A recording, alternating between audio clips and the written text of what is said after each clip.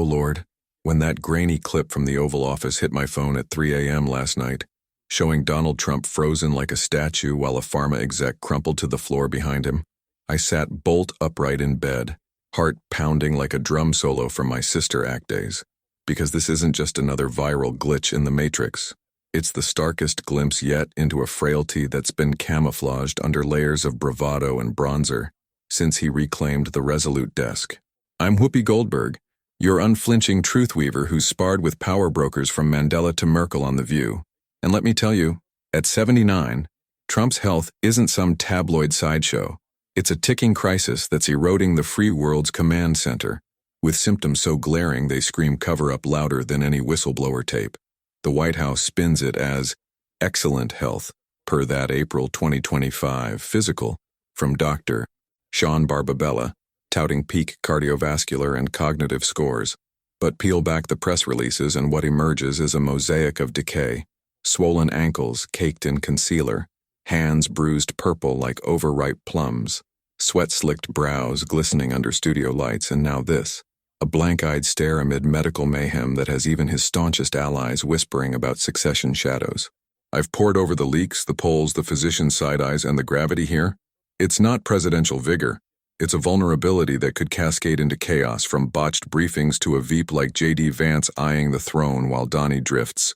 Flashback to February 2025, mere weeks into Term 2, when paparazzi snaps caught that telltale bruise blooming on Trump's right hand, dark and defiant against the golf green glow, sparking a frenzy that the administration dismissed as minor trauma from a robust schedule. But insiders, those hill mice scurrying from the MAGA cat, fed me details of aspirin regimens that thin blood to whispers, making every bump a billboard for deeper woes. By July, the plot thickened with disclosures of chronic venous insufficiency, that leg-swelling specter plaguing the elderly, where valves fail and fluid pools like unspoken regrets, forcing Trump into compression socks hidden under bespoke slacks, and an MRI at Walter Reed on October 10th that he coyly confirmed aboard Air Force One, without a whisper of why, mumbling to reporters, "Routine stuff, folks, nothing to see," while aides shuttled him to Asia, amid whispers of pulmonary strain from the flight. Experts like Dr. Peter Henke from the American Heart Association, quoted in New York Magazine, decoupled the hand hematoma from the leg leak, but flagged the combo as a red flag for vascular roulette in a man whose diet, think Big Macs as midnight snacks, courts cholesterol demons long diagnosed but lazily lassoed. And the cognitive cracks? Oh honey, they're widening like fault lines after an earthquake.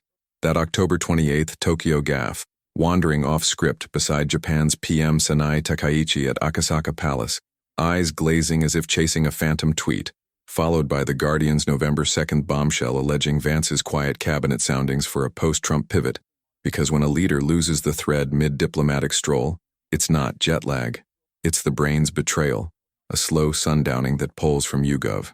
In September, pegged at 62% of Americans fearing impairs his command.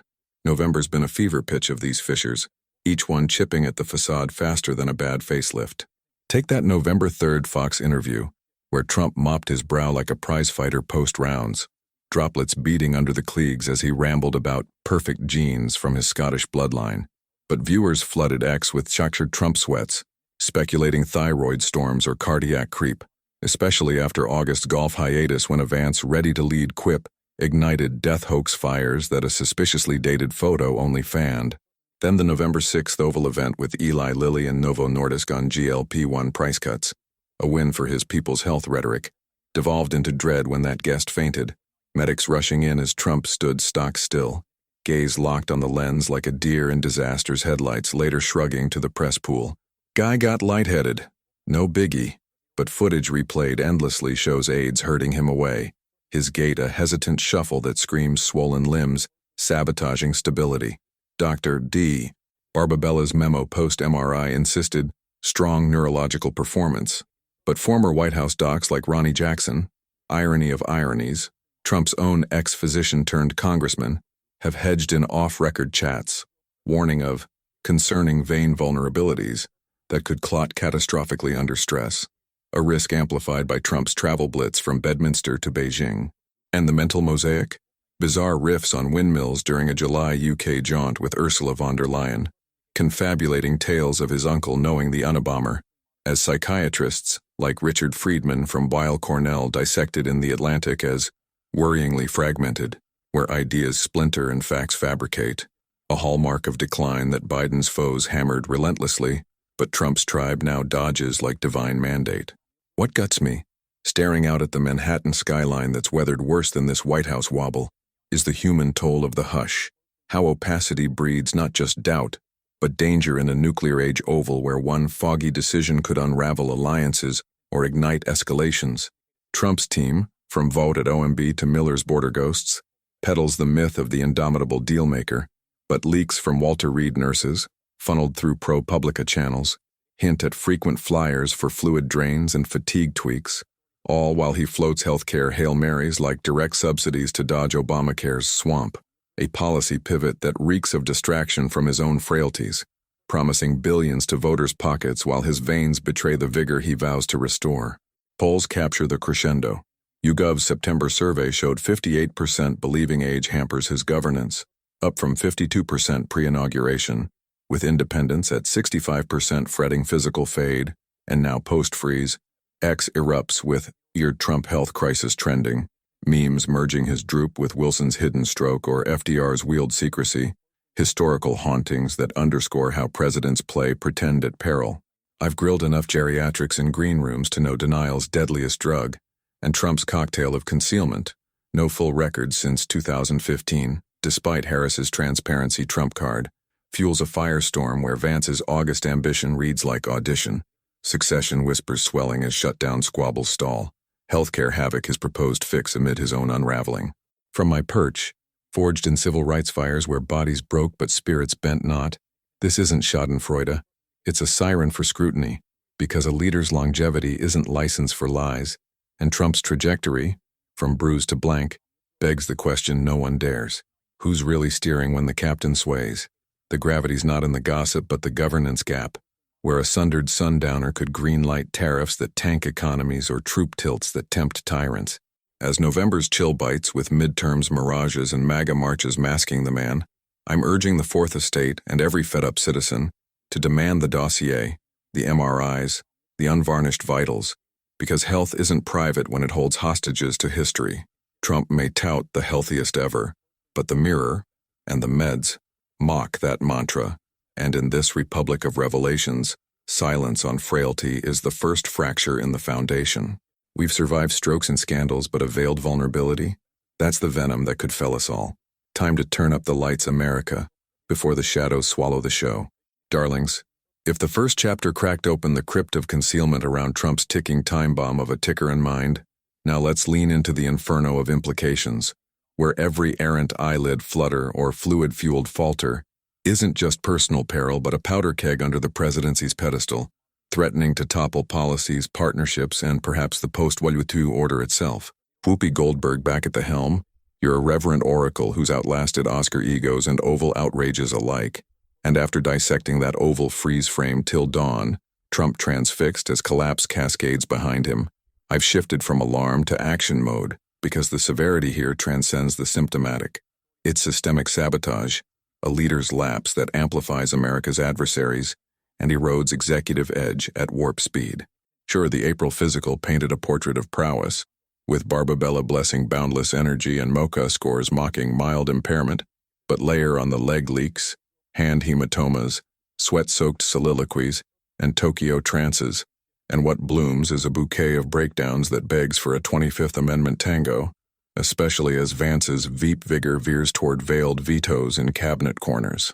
This isn't elder statesmanship, it's existential exposure, where a 79-year-old's haze could haze over healthcare handoffs or hot war hedges, and the hush-hush handling? It's handing foes like Putin a playbook on our president's pulse.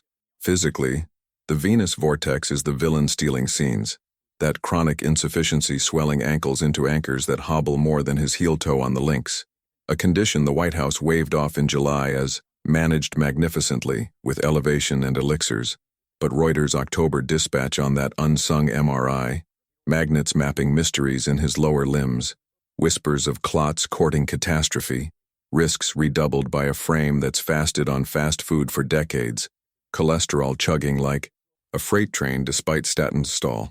Former docs decry the dodge.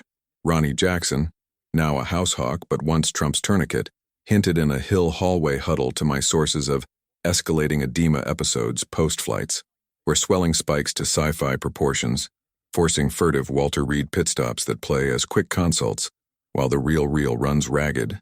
Then the November 7th Oval oddity, that pharma rep's faint freezing Trump in fight-or-flight flop, aides attributing it to meeting jitters, but footage framing a figurehead faltering, his face a mask of meh as medics mobilize, a microcosm of mobility woes that could cascade into command crises, like a NATO summit stumble signaling frailty to foes. Experts echo the urgency. The AHA's Henke hammered home in Economic Times chats that while aspirin explains the bruises, the bilateral bloat screams surveillance for strokes, a silent slayer in septuagenarians where 80% of events stem from vascular vice, and Trump's travel tempo, Asia arcs and Europe evasions, is gasoline on that fuse. Cognitively, the confetti of confusion is the crueler cut, a mental melee where once sharp soundbites splinter into surreal soliloquies, like that August Unabomber Uncle Yarn or windmill woes in Windsor chats with von der Leyen, rants that Richard Friedman flagged in The Guardian as confabulatory chaos, where memory manufactures myths to mask the maze of mild impairment. Mosier be damned. YouGov's September poll pierced the propaganda, 62% sensing senility sapping his steerage, with 70% of Dems and 45% of independents decrying decline, a delta that's deepened post-Tokyo trot-off, where wandering whispers of Louis body lapses or frontal fade, conditions camouflaged by cue cards but cracked in candid clips. The Mirror's November 8th dispatch on that dozing presser, eyelids drooping mid-meme about crooked Hillary's hauntings, ignited ex-infernos, Sleepy Dawn trending as neurologists nodded to narcolepsy nods or deeper dementia drifts, especially after August's absence avalanche, 3 days dark on dockets fueling fatality fakes that Vance's presidency prep only primed. And the sweat saga?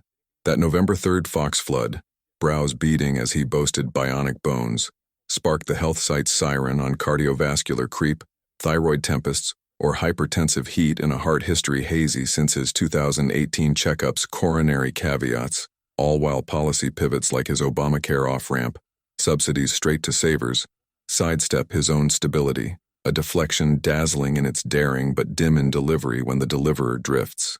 The ripple, a republic reeling from a ruler's regression, where oval opacity orphans oversight, leaving Vance's vaulting ambitions, that August-ready remark, now retrofitted as rally cry, to vacuum power in voids, from shutdown standoffs, where healthcare haggling halts as his haze hampers horse trading, to tariff tantrums that tempt trade wars without the wit to win them. Allies ache.